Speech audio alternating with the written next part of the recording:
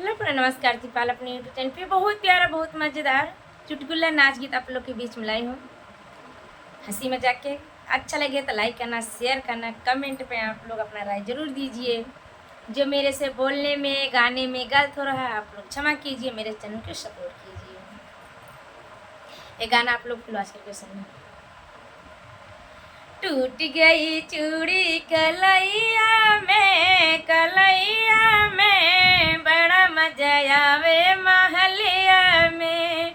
टूट गई चूड़ी कलैया में बड़ा मजा आवे महलिया में। सैया हमार हमें काजल ले आवे, सैया हमार हमें काजल ले आवे, बिदिया लगावे महलिया में टूट गई चूड़ी कलैया में।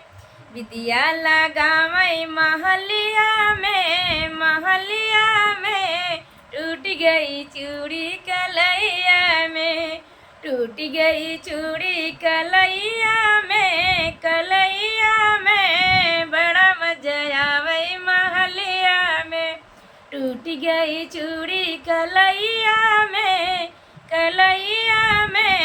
बड़ा मजा आवे महलिया में। सैया हमार हम चूड़ी ले आवे, सैया हमार चूड़ी ले आवे, कंगना पहनावे महलिया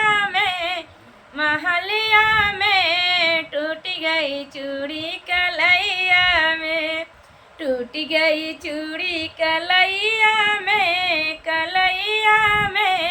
बड़ा मजा आवे महलिया में। टूट गई चूड़ी कलैया में बड़ा मजा आवे महलिया में। सैया हमार हम बिछुआ ले आवे, सैया हमार हम बिछुआ ले आवे, पैजन पहिरावे महलिया में पैजन पहनावे महलिया में टूट गई चूड़ी कलैया में।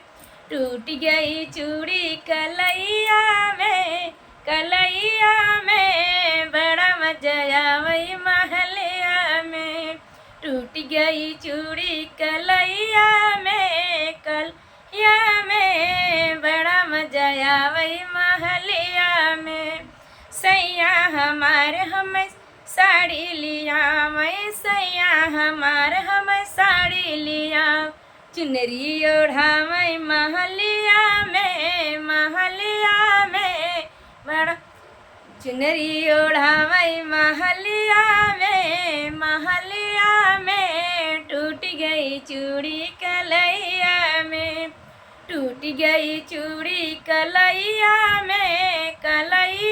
में बड़ा मजा आवे महलिया में। टूट गई चूड़ी कलैया में बड़ा मजा आवे महलिया में।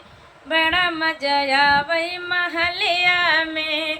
टूट गई चूड़ी कलैया में बड़ा मजा आवे महलिया में। बड़ा मजा आवे महलिया में। गाना कैसा लगे दीदी चाची माई लोग कमेंट अपना अपनी जरूर दीजिए। मेरे से जो भूल हो रहा है गाने में बोलने में आप लोग क्षमा कीजिए, मेरे चैनल को सपोर्ट कीजिए। मिलेंगे नेक्स्ट वीडियो में, तब तक के लिए बाय बाय।